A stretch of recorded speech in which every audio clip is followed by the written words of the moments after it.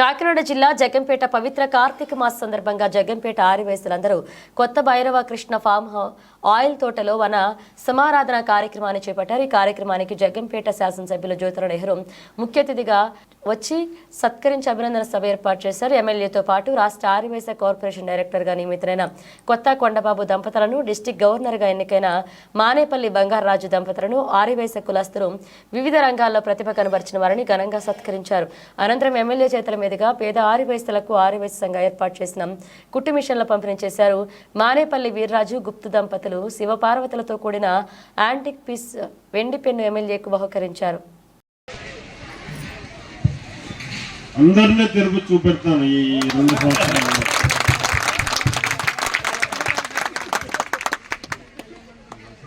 రెండోది నా ఉద్దేశం ఏంటంటే మీ అందరి ముందు ఒక కోరిక పెట్టదలిచాను. ఎందుకంటే సమైక్యంగా ఆర్యవైశ్య సంఘం ముందుకొస్తేనే ఆ కోరిక నెరవేరుతారు.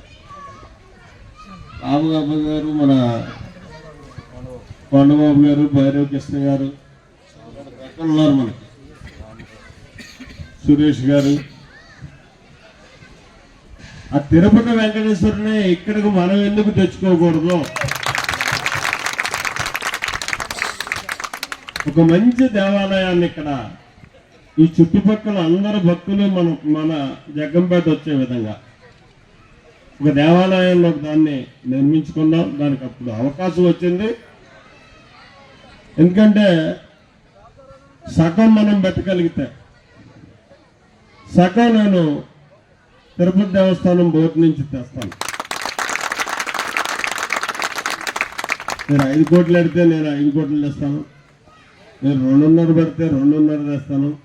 ఈ లోపల ప్రాజెక్ట్ రిపోర్ట్ కూడా తయారు చేయించి దాన్ని నెక్స్ట్ బోర్డుకే మనం పెట్టుకునేలా చేసుకున్నాం. అయితే దీనికి బాధ్యత వహించేటటువంటి కమిటీని కూడా మనం నిర్మాణం చేసుకోవాలి. మీరే కాకుండా గ్రామంలో ఉన్నటువంటి పెద్దలు కానీ, ఇంకా మన నియోజకవర్గంలో ఉన్నటువంటి పెద్దలు కానీ ఆ బోర్డులో పెట్టుకుని ఈ నిర్మాణ కమిటీని దాన్ని ఏర్పాటు చేసుకుని మరి నిధులు ఈ రోజుల్లో పోగు చేయడం అన్నది పెద్ద సమస్య కాదు.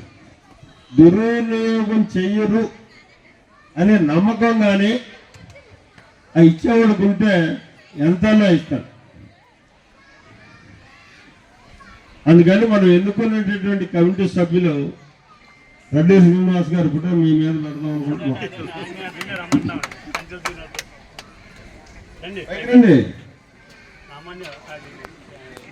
ఆలోచన మీ అందరి సహకారాన్ని కూడా నేను అభ్యర్థిస్తున్నాను. దీనికి మహిళా సోదరులు ప్రోత్సాహం ఎక్కువ ఉండాలి. మీరు ప్రోత్సహిస్తే వాళ్ళంతా ముందుకు వస్తారు. ఆ రకంగా మరి చేసుకుందాం. రెండోది, గతంలో తిరుపతి కళ్యాణ మండపానికి కూడా మనం అందరం డబ్బులు కట్టాం. ఎంత? 2 లక్షలు కాదు, 36 లక్షలు అండి. అదే ఆఖరి సక్రమంగా మనం చూపించలేనటువంటి పరిస్థితుల్లో అది పెండింగ్ లో పడిపోయింది. అది రేపు తీసి అక్కడ పరిస్థితి ఏ పరిస్థితిలో ఉంది అన్న దాని మీద తీసి చూపెట్టాలని చెప్పి జేఈఓ గారికి చెప్పడం జరిగింది. బహుశా దాని మీద కూడా లేక ఇది అవుతుంది. అయితే నా ఉద్దేశం ఏంటంటే దేవాలయం ఎక్కడ నిర్మిస్తున్నామో కళ్యాణ మండపం కూడా అక్కడే పెట్టుకుంటే బాగుంటుంది. 2 రకాలుగానే బాగుంటుంది. అదే కళ్యాణ మండపంలో పెళ్ళిళ్ళు ఉన్నోడు పెళ్ళిళ్ళు చేసుకోవచ్చు. ఈ వ్రతాలు కళ్యాణాలు చేసుకునేటటువంటి వాళ్ళకి కూడా కళ్యాణాలు చేసుకోవడానికి అవకాశం ఉంటుంది. ఆ రకంగా 2 రకాలుగా ఉపయోగపడేలా దాన్ని చేసుకున్నాం.